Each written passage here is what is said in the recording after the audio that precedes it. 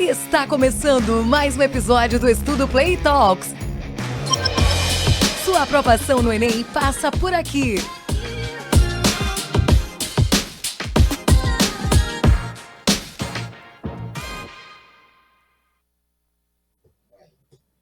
Oi, pessoal, boa tarde. Sejam bem-vindos a mais um episódio do Estudo Play Talks, o podcast, né, da preparação do Enem. Hoje, de novo, estou aqui com o professor Raoni Lima, meu nome é Giovana Alves, e hoje a gente tem um convidado especial, né, com repertório aí internacional, palestrante, empreendedor, autor de livros, pesquisador, né, muitas coisas, é Fábio Nudge. Se você quiser se apresentar um pouquinho, falar mais sobre você, sobre o seu trabalho, né, que envolve pesquisa em comunicação, livros sobre comunicação, por favor, pode se apresentar para o nosso público. Obrigado, Giovana. Obrigado, Raoni. Obrigado a todo mundo que está aí. Eu sou um apaixonado pela tecnologia, que apesar de hoje estar mais no lado na frente das telas, eu já estive por trás das telas muito tempo, trabalhando em empresas como, por exemplo, a empresa de tecnologia por trás do Pix, que é a Red Hat. E o que eu vi, né? Eu vi que por trás das telas existe muito a manipulação do comportamento do ser humano que está na frente das telas. E aí eu fiz uma pós-graduação em dependência tecnológica, ou seja, vício em telas, e hoje eu trago para o mundo consciência digital e eu tento expandir a consciência das pessoas sobre os riscos que existe da gente estar na frente das telas, clicando, rolando nas timelines, consumindo muito conteúdo sem saber direito as intenções de quem está por trás das telas. E o episódio de hoje é justamente sobre isso, né? Mídias digitais e a influência dos algoritmos. E aí a gente tem que pensar um pouco sobre como as redes elas intensificaram esse processo, né, de globalização, de interlocuções culturais e sociais. A nossa conexão está muito mais rápida com o mundo como um todo. Isso acaba afetando o processo que a gente chama de globalização, Raoni, na geografia? Com certeza, Giovana. Na geografia a gente tem um tema, Fábio, que é fundamental, né? Globalização. Esse seria um dos temas de maior incidência, inclusive na prova do Enem, além de, lembrem-se, esse não é um tema específico, por exemplo, numa redação. Então, se você for convidado a construir uma redação falando sobre meios de comunicação, você vai fatalmente tangenciar temas como globalização. Como todos esses processos levaram a transformação intensiva, não é? Da forma como a gente se comunica hoje. Afinal de contas, não fosse a globalização, esse nosso encontro aqui agora talvez não fosse possível, né? A gente está aqui, dentre outras coisas, por quê? Porque a gente vive numa sociedade onde a celeridade do acesso à informação permite que a gente esteja aqui em tempo real para milhares de pessoas potencialmente em Minas Gerais e no Brasil e no mundo. Então, há, no entanto, uma pergunta que é um pouco mais difícil de responder. A rede social é resultado, ela resulta do processo de globalização ou ela é a causa do processo de globalização? E aí, mesmo quando a gente se debruça sobre os autores, em geral, eles não conseguem estabelecer bem essa relação de causa e efeito. Porque, na verdade, a gente precisa entender que a globalização, pessoal, é um processo dinâmico. Então, ao mesmo tempo que a gente vai, com essas novas tecnologias, transformando a forma como a gente produz, essa estrutura produtiva também transforma toda nessa relação com tempo e espaço, né? Aqui do meu lado está um cara que estava viajando ontem, né? Eu vi os vídeos dele na rede social, eu digo, ué, ele não tá na Paraíba, como é que a gente vai gravar esse podcast? E, no entanto, por que ele conseguiu chegar? Se ontem ele estava no outro estado, como é que ele está aqui já ao vivo com a gente? Graças à globalização. Os meios de comunicação e de transporte se aceleraram de tal sorte que hoje a gente consegue cumprir o que talvez para os nossos avós ou para algumas gerações mais antigas fosse impossível, não é? Eu lembro muito, Fábio, de um relato do meu bisavô. Na verdade, esse relato eu ouvi da minha avó. Ela dizia, e ele era professor do Instituto Federal no interior da Paraíba, sobre o desafio que era conseguir insumos para aquele instituto. Esse instituto trabalhava especialmente com distribuição de cursos da área de agrária e tal. Então precisava muito de insumo, como, por exemplo, defensivos, adubos químicos, e obviamente isso só poderia ser acessado na nossa metrópole regional, que é Recife. E, bom, na minha cabeça, ir a Recife hoje significa tomar uma estrada por 1h40, 2 horas. O trânsito de Recife não é exatamente muito bom. Naquela época, significava 2 dias de viagem. Significava tomar um dia de estrada inteiro para chegar no Recife, fazer feira, fazer uma refeição, dormir e voltar no outro dia de manhã. Você imagina o tamanho desse desafio, não é? Isso é globalização. A globalização é a forma como a gente consegue hoje se conectar cada vez mais e ter essa impressão. porque a impressão, né, óbvio, ela é virtual, de que o espaço foi comprimido, de que, de repente, o Espírito Santo é ali, o Pará é ali, Recife é ali, Minas Gerais é logo ali, né? Isso é globalização. Cara, e o impressionante é que você está falando do transporte de pessoas, né? Que com certeza, hoje eu moro em João Pessoa e essa coisa de, como é que você estava aqui em João Pessoa e à noite você está num evento em São Paulo? Hoje tem um voo direto, João Pessoa-Guarulhos, que são 3 horas. Então eu levo 3 horas para ir de João Pessoa para Guarulhos, que quando eu morava em São Paulo era mais ou menos o tempo que eu levava para ir de um bairro para o outro se tivesse muito trânsito, né? Então você sai de João Pessoa. Agora, quando você traz para informação, ela é literalmente instantânea. Esse podcast que a gente está gravando agora, e vocês podem estar assistindo ao vivo ou depois no gravado, pode ter uma pessoa na Austrália assistindo esse podcast enquanto ele está acontecendo. A reunião da ONU que aconteceu agora, ela foi acompanhada praticamente ao vivo por todo mundo, porque a informação ela leva milissegundos para chegar de um lugar para o outro, graças a uma coisa chamada internet que todo mundo conhece. Então a internet foi, na verdade, a nossa terceira revolução industrial que aconteceu. A primeira foi o vapor, a segunda foi a eletricidade, a terceira é a internet e a quarta é a inteligência artificial, né? Então a internet foi a terceira revolução industrial, fez com que esse transporte da informação de um lugar para o outro fosse praticamente instantâneo. E aí, trazendo a sua pergunta de que se as redes sociais causam ou não, é mais ou menos a famosa história do ovo e da galinha, né? Quem veio primeiro. Perfeito.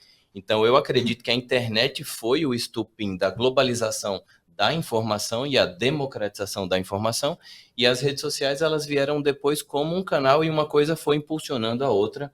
Com certeza. Né? E com certeza uma coisa impulsiona a outra, a internet e as redes sociais. Só que vem todos os perigos e todos os riscos dessa informação acessível na mão de todo mundo, na cabeça, a qualquer momento. E eu gosto de usar uma analogia, que talvez a gente vai levar o podcast um pouco durante toda a gravação, dessa analogia. Você imagina que a partir de agora a gente sai daqui e aconteceu uma lei que diz que toda a comida do mundo agora está acessível para todo mundo na hora que você quiser. Você tem acesso na sua casa a todos os alimentos do mundo, desde um alimento saudável a todos os alimentos que a gente sabe que não são tão saudáveis. Você pode comer batata frita, hambúrguer, refrigerante, ou você pode ter acesso a todos os alimentos orgânicos e saudáveis que o mundo tem, todos, sem custo, porque esse é o grande debate hoje, né? A gente tem acesso à informação, o Google é acessível para todo mundo, a maioria da informação ela é acessível sem custo, mas quando você está consumindo aquela informação, o que é que você está dando em troca? O que é que as pessoas estão vendendo em troca? E é a nossa atenção. A nossa atenção e o nosso tempo são os recursos mais valiosos que a gente tem. Então, quando a gente dá a nossa atenção para um conteúdo, do outro lado, muitas vezes tem alguém vendendo a nossa atenção. E esse é o primeiro gancho da consciência digital, é a gente saber que a nossa atenção tem valor e para quem que a gente está dando ela, né? Você falava há pouco, Fábio, sobre como a gente passou pelas revoluções, né? E como agora a inteligência artificial ou a internet fazem parte delas. Mas a gente precisa lembrar que até pouco tempo atrás, quem movia todo esse processo de desenvolvimento eram os combustíveis fósseis, ainda que eles ainda sejam parte significativa da produção global, enfim, talvez a base, né, da produção global. Eu queria que a gente se debruçasse sobre um exercício. As maiores empresas do mundo na atualidade são empresas de petróleo, gás ou carvão? As maiores são de tecnologia hoje. Perfeito. As maiores empresas do mundo hoje não são mais empresas de gás, petróleo ou carvão. Logo, a commodity do mundo atual, apesar de toda a relevância do petróleo, não é mais ele. A verdadeira commodity é a informação, né? Ela se tornou gigantesca a ponto da gente precisar se debruçar num episódio inteiro sobre esse tema. E tomar um cuidado que o Fábio traz nessa analogia, porque eu acho que ela vai para caminhos meio perigosos. A analogia que ele faz, inclusive pode parecer meio absurda a princípio, né? Alimento irrestrito. Se a gente pensar em países do centro do capitalismo, em muitas bolhas o alimento é irrestrito. E o resultado disso é danoso. Vamos falar, por exemplo, sobre os Estados Unidos, né? Talvez um dos países com maior poder de consumo per capita, e por isso mesmo, para eles, a comida é algo bastante irrestrito, né, de certa forma. Agora, quando a gente pensa sobre a qualidade desse alimento, né, e sobre as escolhas, em muitos casos, que as populações estão fazendo com todas essas possibilidades, aí a gente percebe que a coisa não é muito boa, resultando, em última análise, inclusive, em índices elevadíssimos de obesidade nos Estados Unidos. E no que tange a informação, Fábio, será que a coisa vai por caminhos muito diferentes? Pois é, e falando desse acesso irrestrito ao alimento, infelizmente parece que o alimento, quanto pior ele para a nossa saúde, parece que mais barato ele é, né? Eu lembro quando eu descobri que comer um McDonald's nos Estados Unidos era bem baratinho, porque aqui não, né? Aqui no Brasil o McDonald's é tido como aquele alimento que não é tão barato, mas lá um sanduíchezinho do McDonald's é muito barato, é tipo $1,50 você compra um hambúrguer do McDonald's. E não só o McDonald's, né? Mas vários outros alimentos que parece que quanto mais acessível financeiramente, você vai comprar um alimento orgânico, por que que ele é mais caro, né? E aí você fica pensando, a informação também é assim. Muitas vezes a gente está consumindo um monte de informação sem estar pagando por ela e a gente fala, tá tudo de graça agora? Tá, mas por quê? O que que essa informação está fazendo comigo? Eu estou colocando dentro de mim uma informação que muitas vezes pode ser um açúcar, pode ser uma gordura, né, uma gordura saturada. Aqui no Brasil tem uma lei da Anvisa, que eu gosto muito de citar ela, que é obrigado, todos os alimentos são obrigados a colocar 3 rótulos.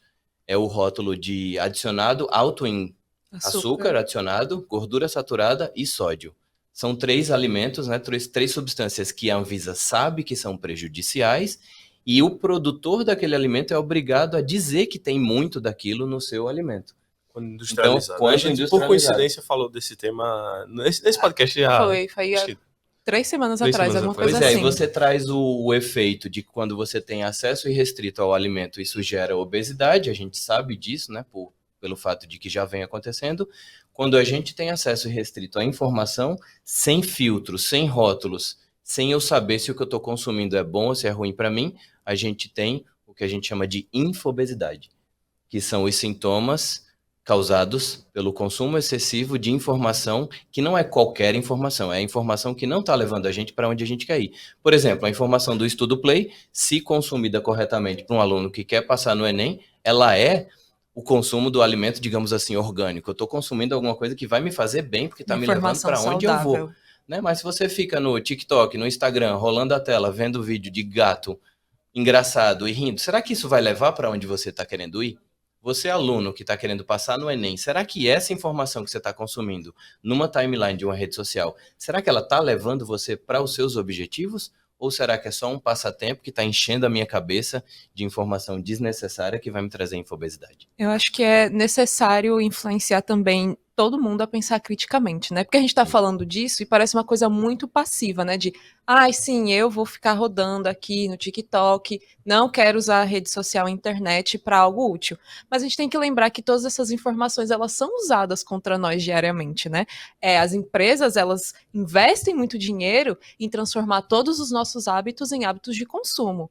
Inclusive, as mídias sociais e a influência dos algoritmos é justamente isso, né? É ele pegando tudo que a gente gosta e tem interesse e arranjando uma forma de vender um produto pra gente. E aí falta, acho que é essa lembrança da gente ativamente decidir lembrar que o que está acontecendo ali na frente daquele celular não é só uma coisa espontânea e gratuita, né? Ela é um produto, ela é uma empresa querendo vender algo.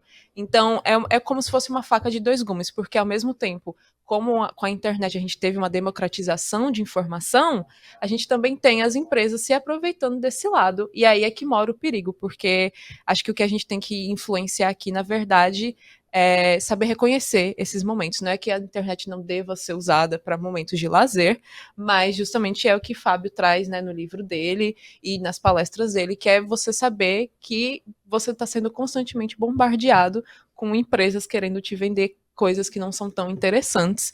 E a gente entra num tópico agora muito sensível, acredito eu, que é justamente regulamentar essas redes, né? Porque da mesma forma que você falou que a Anvisa exige que tenha rotulação de sódio, de altos em açúcares, como é que a gente vai rotular a internet, né? Sim, e a gente tem um se caso me permitir, Fábio. De Twitter também, né, recentemente. Eu queria só complementar a pergunta da Giovana, no sentido de que aqui a gente sabe da qualidade do conteúdo porque é uma curadoria que é feita por uma equipe técnica e pelos professores da casa. Então, quando a gente trouxe o Fábio aqui, a gente sabia da expertise dele, sabia da contribuição que ele podia fazer. Agora, quem faz essa curadoria quando eu estou rolando um feed da rede social, por exemplo? Né? Quem é que está fazendo isso? Você consegue responder pra gente essa? Pois é, falando de curadoria, né? Curadoria é uma palavra muito poderosa, porque quem é que faz uma dieta do que a gente come, né? Se você vai num nutricionista, ele te passa uma dieta. E é bem detalhado, né? Você vai acordar de manhã, você vai comer 2 ovos, uma tapioca, um café com leite. O meu nutricionista pede para eu pesar tudo, sabe? Se são 230 gramas, não pode ser 235. E a curadoria do conteúdo que vocês fazem aqui é incrível, porque vocês estão filtrando e é como se você estivesse colocando o rótulo ali, né, de comida orgânica. Agora, nas redes sociais, muitas vezes essa curadoria é o famoso algoritmo.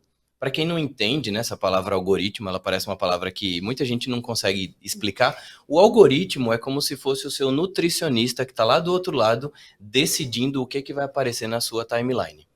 Será que eu. É como se tivesse lá uma pessoinha, né, dizendo assim: o que eu coloco para Giovana agora? Eu mostro um post de uma caneca do Estudo Play, ou eu mostro um gato pulando do telhado, ou eu mostro uma coisa engraçada? E isso, o algoritmo tem as regras do algoritmo por trás, que tem muito a ver com seus interesses, com o que você olha. Se você tá lá na timeline rolando e você para um post e você fica 3 segundos olhando ele, o algoritmo sabe que você ficou 3 segundos e ele sabe que aquilo interessou a você e ele procura coisas parecidas.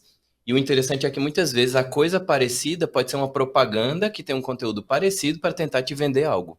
Por isso que a nossa atenção está sendo vendida o tempo todo.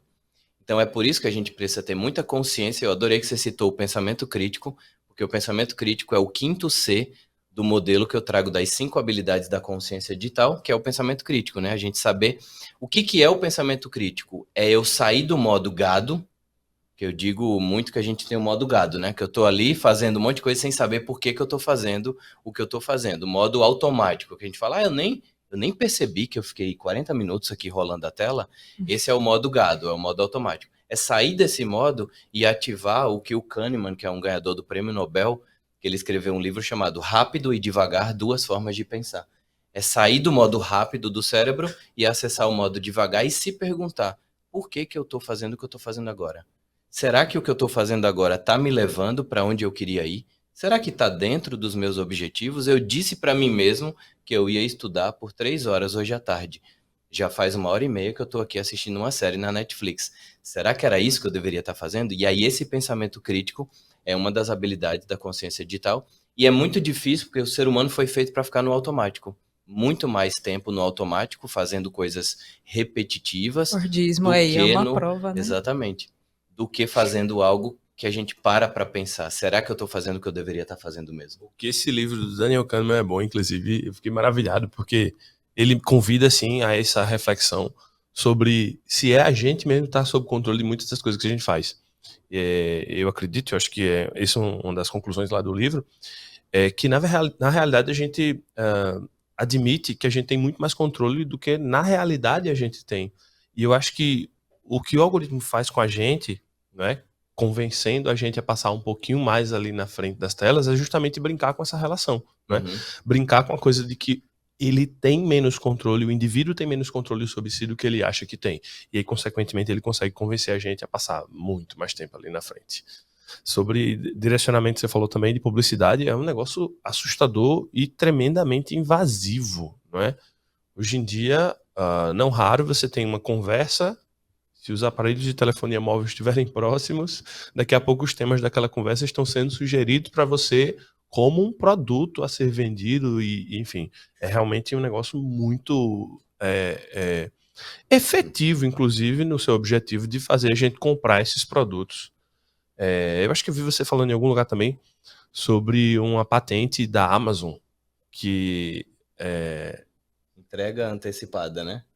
essa é maluquice, né? Você imagina que determinados padrões de consumo podem ser previstos, e se eles podem ser previstos, eu não preciso esperar o cliente solicitar a entrega. Pois é, a entrega antecipada, Anticipatory Shipping, é uma patente da Amazon que eles têm, que eles podem mandar um produto para você antes de você comprar o produto. Então imagina que você está lá na internet, aí você olha um tênis. Aí você olha um tênis, aí você olha outro tênis, olhou num site, olhou no outro. Esse padrão de comportamento de que essa pessoa está querendo esse tênis, ela é interpretado como ele quer comprar esse tênis, eu vou mandar o tênis para casa dele.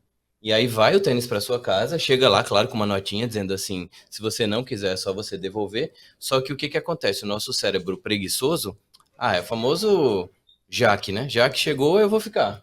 Então, já que chegou e já debitou do meu cartão de crédito, eu vou ficar com esse tênis. Ou seja, você toma uma decisão de compra sem você tomar a decisão de compra. Será que isso não é um avanço muito grande da tomada de decisão? Porque o primeiro C da consciência digital é o controle das suas decisões.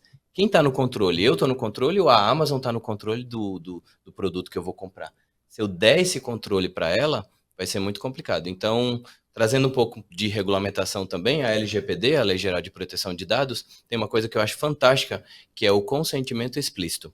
O consentimento explícito é, depois da LGPD, antes você poderia ter os seus dados compartilhados com outras empresas sem você dar o consentimento, sem você dizer eu deixo, eu quero, né? E vinha muito formulário que já vinha marcado. Você preenchia um formulário, já vinha marcado e estava escrito assim, pode usar os meus dados. E a LGPD diz que já vir marcado é proibido, você tem que pedir um consentimento explícito. Eu preciso apertar um botão, eu preciso checar uma caixinha explicitamente dizendo que você pode usar os meus dados. Então, eu acho que a regulamentação de uma coisa como mandar um produto para sua casa, ela precisa ser explícita. Eu tenho que tomar uma decisão, e aí, se eu quiser, beleza, a gente está em controle da nossa decisão. Eu vou dizer, eu quero que você me mande produtos automaticamente, caso você perceba que eu estou quase comprando eles, mas desde que seja um consentimento explícito. E trazendo um pouco da regulamentação também que você citou, eu acho que as plataformas elas precisam ser regulamentadas e responsabilizadas pelos posts patrocinados. Porque recentemente você viu no Fantástico o Drauzio Varela dizendo que tinha um post patrocinado dele vendendo um medicamento que ele nunca viu na vida, que era um medicamento, inclusive, de, enfim, para impotência. Aí você vê um vídeo nas redes sociais do Drauzio Varela vendendo o medicamento, dizendo, eu assino embaixo que esse medicamento é bom, e era ele mesmo. Por quê? Porque com a inteligência artificial generativa, você consegue gerar um vídeo de uma pessoa com a voz, com o movimento da boca, e aí o que que acontece? Tá lá o vídeo, o post patrocinado. Aí a plataforma fala, ah, não fui eu, não tenho nada a ver com isso, eu sou só a plataforma que está veiculando isso. Mas não, imagina que tem na plataforma do Estudo Play, passando um comercial de alguma coisa, o Estudo Play é responsável, porque vocês são a plataforma, vocês são o canal. Claro, tem a plataforma do YouTube também, que está aí num outro nível. Então, eu acho que a regulamentação tem que ser nesse nível, de que a plataforma ela seja responsabilizada parcialmente pelos conteúdos que são veiculados. Claro que não é totalmente, né? Porque mas parcialmente no sentido de que o tempo de retirada desse conteúdo precisa ser rápido. Imagina, se eu sou o Drauzio Varela, aí eu tô entrando em contato com a Meta, com o Instagram, dizendo, ó, tem um post patrocinado que não sou eu. Aí eles falam, não, mas calma aí, não sei, deixa eu ver direito. Aí esse post fica lá dias, semanas. Aí você precisa provar que você é você mesmo, né? Então tem que ter uma agilizada nesse processo de regulamentação do que é postado nas Em redes alguns sociais. sentidos, as redes sociais conseguiram acelerar bastante esse processo de identificação automática de determinados temas sensíveis. Para música, eu acho que a coisa evoluiu rapidamente, né? Porque se você lembrar do que era a internet alguns anos atrás, você conseguia postar qualquer conteúdo com qualquer música, inclusive conteúdos de comércio, né, ou serviços. Então você tomava posse daquele bem, né, que é o direito autoral da música, para utilizar como um produto sem pagar qualquer tipo de direito autoral, sem receber qualquer tipo de sanção. Hoje em dia, acho que até se você está gravando um vídeo e acidentalmente a música está tocando de fundo, muitas vezes o vídeo já fica indisponível, por exemplo, para monetização, coisa parecida. Então, se as redes sociais conseguiram evoluir rapidamente para resolver esse problema, que é um problema grave, né? A identificação de uma música vai exigir, por exemplo, protocolos possivelmente automáticos de identificação, porque ninguém vai ficar assistindo vídeo por vídeo para caçar essas músicas. Mas rapidamente eles conseguem remover esse conteúdo. Por que eles não vão conseguir também remover esses conteúdos que estão relacionados à inteligência artificial, à geração de imagens e até vídeos agora? Nossa, e nesse sentido, eu confesso que, mesmo eu que me considero uma pessoa bastante instruída no que tange a esses temas, por vezes fico surpreso com o tipo de conteúdo que chega até a gente, né?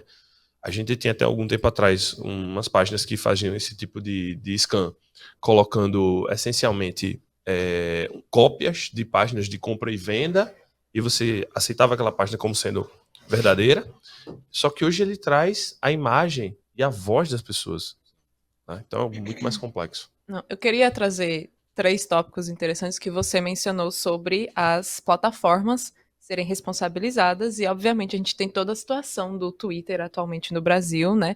O Brasil porque é onde a gente vive. Mas outros, a União Europeia, a Austrália, está inclusive com processos contra a plataforma do Elon Musk, justamente por isso, né? Por ele estar tendo que se responsabilizar pelas informações que estão sendo jogadas no Twitter. E no Brasil, especificamente, a gente entra no quesito também das fake news, né, das eleições, que uma das exigências do nosso Supremo Federal era em relação a deletar ou suspender contas que estavam difamando o nosso processo eleitoral. Então a gente já vê aí que está sim partindo agora de um nível realmente de governo, das plataformas assumirem a sua responsabilidade em permitir que tais tipos de conteúdo sejam divulgados e permaneçam ali por muito tempo, né? Então a gente já vê que realmente está num nível absurdo, estão sendo criadas várias leis. Acho que a União Europeia é a mais avançada nesse sentido, né? Porque a gente tem a França, a Inglaterra não é mais parte, mas ainda é um exemplo de que segue muitas das leis similares. E a gente vê que a urgência da discussão desse assunto é tanta que em 2018 o tema da redação do Enem foi justamente esse, né? Foi a manipulação do comportamento do usuário pelo controle de dados da internet. E aí você vê que de 2018 para 2024 a gente teve um período em que todo mundo ficou em casa, que foi a pandemia. E ficar em casa, né, aumentou muito mais a desenvoltura, vamos dizer, desse tipo desde o algoritmo, desde a inteligência artificial. A gente teve a época das NFTs também, que entra num outro quesito. Então a gente vê que o avanço das redes ele está sendo muito exponencial, né? Mas ao mesmo tempo as resoluções de problemas estão sendo feitas na mesma velocidade. Sim. Não é mesmo, Fábio? Deixa eu contar uma história engraçada e interessante sobre 2018. 2018, o meu irmão, Felipe Lucena, tinha um cursinho de física e ele me chamou para fazer uma palestra no cursinho dele. Eu fui lá e fiz uma palestra sobre consciência digital. E o subtítulo do meu livro que eu tinha lançado em 2017 era Como ter mais autocontrole, foco e segurança na era digital. Aí eu fiz a palestra no cursinho dele, de consciência digital, e caiu esse assunto na redação. Não era nem sobre redação. Era uma palestra sobre consciência digital. Depois, a galera do cursinho tudo mandando mensagem para mim. Professor, obrigado que você fez a palestra aqui, porque eu só fiz a redação do Enem por conta da sua palestra. Então, quem sabe não vai cair agora nessa próxima, né? Quem sabe alguma coisa relacionada a esse tema que a gente está falando hoje, porque como você falou, Giovana, está muito em alta. Essa questão do Twitter, do X, é um tema que está muito em alta. E, infelizmente, não existe muito preto e branco no mundo quando a gente fala disso, porque o mundo é meio cinza. Quando a gente fala de regulamentação, né, quando você vai muito para o lado da regulamentação, claro que existe todo o discurso de liberdade de expressão. Você fala assim, mas se vão regulamentar tudo que eu vou falar, será que não vai ser uma censura? Então, existe um efeito pêndulo que quando você vai muito para o lado da regulamentação, parece que você está censurando. Parece que vai ter uma entidade que está regulamentando, que tem o poder de dizer o que vai ser postado e o que não vai ser postado. E aí existe esse grande dilema que não tem uma resposta A ou B, né? Não é que nem uma prova ali que você pode responder A, B, C, D, E, porque é complexo. Até que ponto uma informação pode ser definida como isso é uma fake news? Agora você trouxe um lado muito bom, que é o lado do direito autoral. Uma música, é clara, né, que aquela música ela tem os direitos autorais, porque a música é a música e se ela está tocando e eu identifico, automaticamente eu posso identificar que ela tem os direitos autorais e aí aquilo pode ser automático. Com relação a um post de um Twitter ou um X, por exemplo, não é tão fácil assim, não é tão simples assim de eu definir se aquilo é verdade ou se não é. Mas eu acredito que é possível ter como se fosse um índice. De 0 a 10, eu levanto uma bandeirinha de um 8,7, que essa informação ela está muito próxima de uma fake news. Por quê? Por isso, por isso, por isso. Então, as plataformas, assim como elas estão fazendo essa identificação automática de músicas com direitos autorais, elas podem também fazer uma identificação, e aí isso pode levantar uma bandeira, e não é que vai ser uma coisa automática, assim, automaticamente tira do ar, porque aí vai virar uma possível censura mesmo. Mas alguma coisa que, como se fosse um selinho, assim, cuidado, esta informação é suspeita, né? Uma coisa que existe no Pix, não sei se já aconteceu para vocês, se vocês fazem um Pix de um valor um pouco mais alto para uma chave que você nunca fez Pix, tem uma lanterninha que aparece ali, né? Aparece uma página dizendo assim, cuidado, esse Pix pode ser um golpe. Você tem certeza? Ou seja, ela está ativando o pensamento crítico e está ativando como se fosse um segundo nível de verificação para você dizer, não, beleza, eu tenho certeza que eu quero fazer um Pix para essa pessoa mesmo.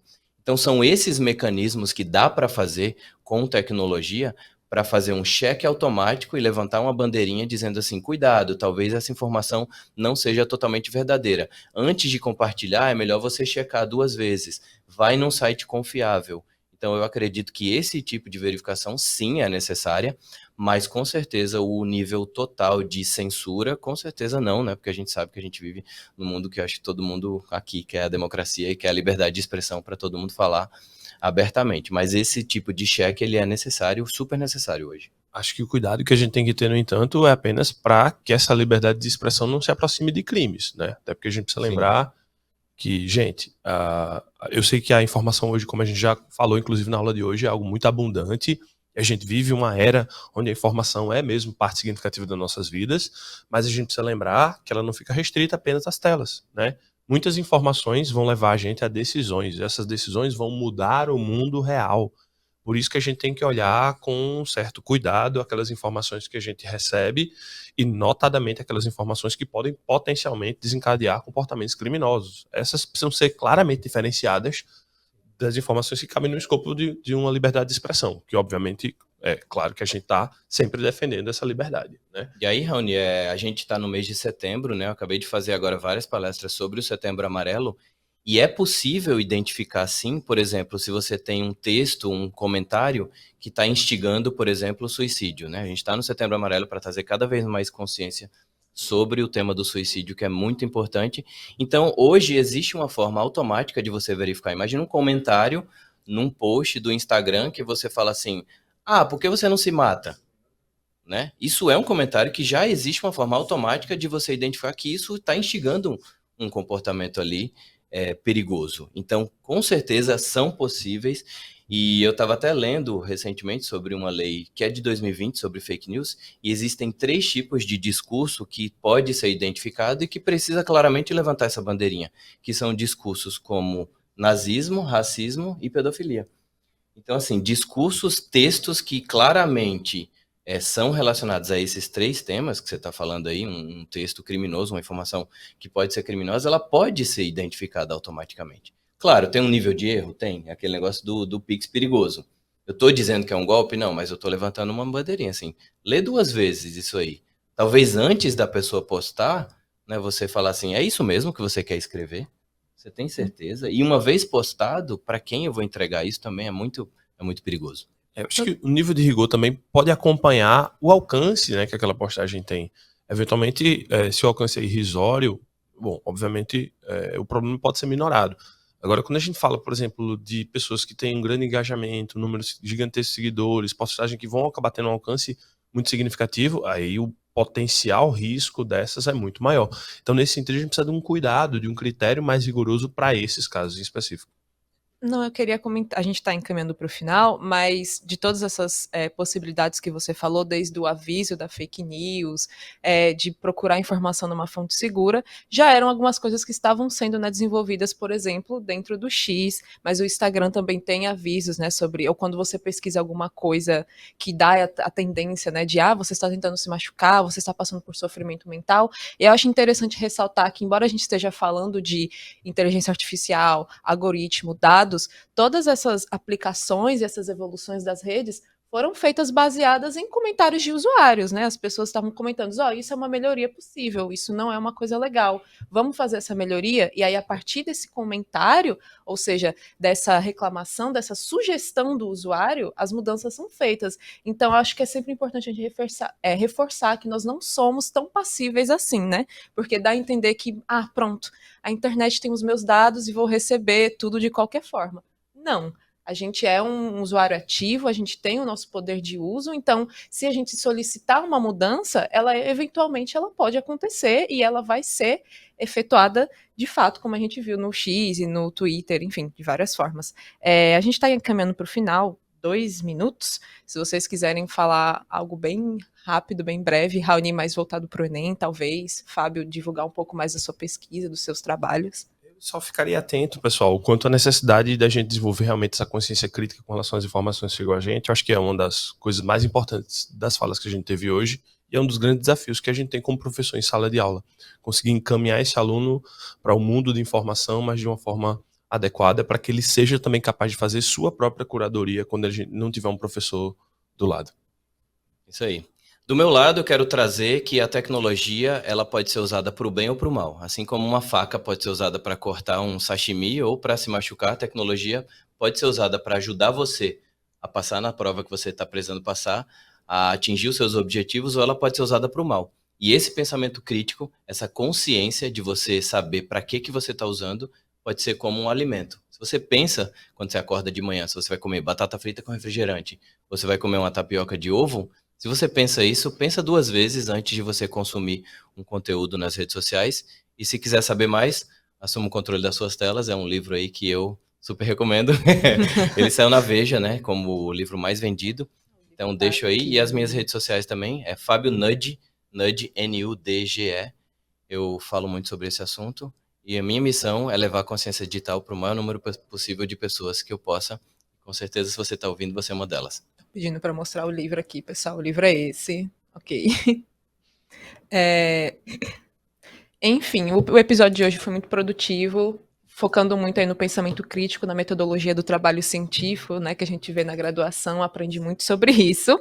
Mas, de qualquer forma, pessoal, o nosso podcast vai ficando por aqui. Semana que vem a gente traz mais uma discussão, novos entrevistados, reta final para o Enem, então eu espero que isso esteja sendo muito proveitoso para vocês, não só de repertório para o Enem, mas para repertório para a vida, porque, querendo ou não, tudo isso é repercussão diária.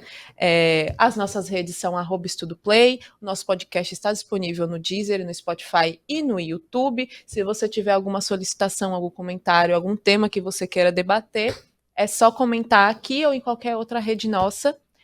Até semana que vem, você vai ficar agora com algumas dicas dos nossos professores. Tchau, tchau e até a próxima. Muito obrigada pela presença de vocês hoje, foi ótimo. Obrigado, Giovana. Fala, moçada, aqui é a professora Marcela Querino, professora de Biologia, e eu vim trazer para você uma dica valiosa. Evolução biológica vai cair em prova, isso é fato, então se preparem, porque a questão que eu trago para você aqui agora, a dica que eu trago para você aqui agora é muito valiosa. Quando nós falamos em analogia e homologia, o aluno ele ainda dá uma escorregada, mas é claro que esse não vai ser o seu caso, tá? Quando nós falamos em órgãos ou estruturas análogas, eu me refiro a estruturas que não apresentam ali a mesma origem embrionária, mas que elas acabam desenvolvendo ali a mesma função. Por exemplo, asas de borboleta e asa de uma ave, de um tucano, por exemplo. O tucano é uma ave, é um vertebrado, e a borboleta é um inseto, é um artrópode. Então, são animais que não apresentam uma relação de parentesco evolutivo muito próximo, muito pelo contrário. São animais distantes, evolutivamente falando. Mas mesmo assim, as asas, elas desenvolvem a mesma função. Então, temos um clássico exemplo de analogia. Órgãos com diferente origem embrionária. Isso não mostra uma relação de parentesco evolutivo, mas o órgão acaba mostrando ali a mesma função, desenvolvendo ali a mesma função. Já quando nós falamos de homologia, nós temos a situação oposta. A gente vai sim observar ali uma relação de parentesco evolutivo. Então, quando eu observo o meu braço e a nadadeira de uma baleia, nós temos ali estruturas com a mesma origem embrionária, então isso sim traz uma relação de parentesco evolutivo. Mas aqui eu percebo que são estruturas que desempenham funções completamente diferentes. A nadadeira da baleia é para que ela possa nadar. Já os meus braços, por exemplo, manipulação de objetos. Mesmo sendo de função ali desenvolvida, né, apontada, sendo bem distinta, bem diferente, isso mostra a relação de parentesco evolutivo porque a origem embrionária ela é exatamente a mesma. Só que tomem cuidado, tá? Dica para você. Toda vez que falamos de homologia, isso não significa obrigatoriamente que os órgãos devem apresentar funções diferentes. Eles podem apresentar sim a mesma função. Por exemplo, meus braços e braços de chimpanzé. É a mesma função. Embora sejam organismos diferentes, braço humano, braço de chimpanzé, é a mesma função e mesma origem embrionária, logo é homologia também, tá? Então observem a origem embrionária, que a prova, então, a dica mora realmente nessa observação. Espero que vocês tenham gostado, foi um grande prazer e até a próxima. E aí, pessoal, tudo bem com vocês? Professora Natália Andrade, professora de Química, e a dica de hoje é sobre NOx, o famoso número de oxidação. Coloquei uma moléculazinha aqui pra gente aprender a tirar esse tão temido, porém tão necessitado na prova do Enem. Primeira coisa, a gente precisa entender o que é o NOx. O NOx é a carga que o elemento vai ter. E para conseguir tirar essa carga, a gente precisa saber algumas cargas padrão que são fixas. Por exemplo, todos os elementos da família 1A, que é a família, na verdade, dos metais alcalinos, tem NOx de mais 1. Então, por exemplo, apareceu um sódio na sua prova, que é da família 1A, mais 1 nele. Agora, se for um metal alcalino terroso, família 2A, é mais 2. Hidrogênio é mais 1, oxigênio é menos 2. Aí vem sempre aquela pergunta do aluno. Nath, isso aqui eu preciso decorar? Esses NOx, essas cargas são fixas, então vocês vão ter que saber. 1A mais 1, 2A mais 2, hidrogênio mais 1, oxigênio menos 2. Fora isso daqui, nós temos 3 regrinhas para tirar o NOx de uma substância. Se a substância for simples, a carga é sempre 0. Aqui você nem vai se preocupar, deixa eu mostrar para vocês. Se aparecer uma substância assim, ó, H2. Sabe por que isso é uma substância simples? Porque só tem um elemento químico, o hidrogênio. Sem medo de ser feliz, o NOx, a carga é 0. Bem simples, né, gente? Nath, e se a substância for assim, composta, tendo mais de um elemento químico? Aí na substância composta, a soma de todos os NOx é que tem que dar 0. Então a soma é que tem que ser 0. E para finalizar, quando é um íon, que não cai muito na prova do Enem, mas pode vir, a soma aqui não dá 0. A soma aqui dá a carga desse íon. Nath, você pode explicar melhor? Com toda certeza. Olha esse ânion, esse íon de carga negativa, menos 2. Quando você somar a carga do enxofre com o oxigênio, não é para dar 0, porque é um íon. É para dar menos 2. Bora fazer um teste com essa substância aqui? Repara só. Primeira coisa, é uma substância simples, tem apenas um elemento químico? Não. Então não é 0. Mas sendo uma substância composta, a soma tem que dar 0. Aí você vem, poxa, hidrogênio, Nath. O hidrogênio é 1. Perfeito.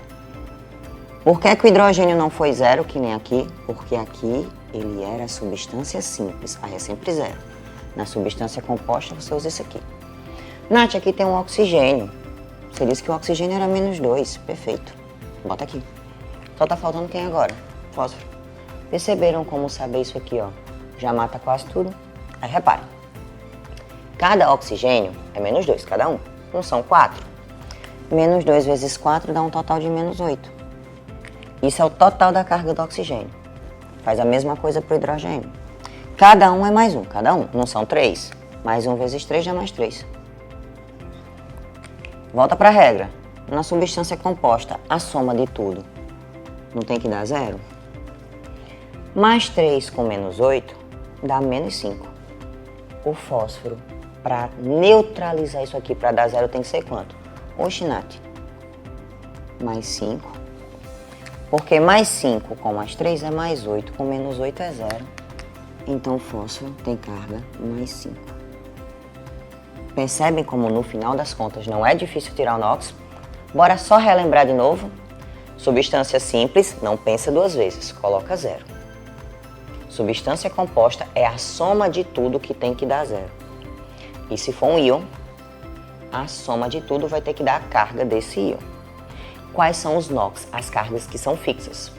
Família 1A, que é 1, família 2A, que é 2, hidrogênio, que é mais 1, e oxigênio, que é menos 2.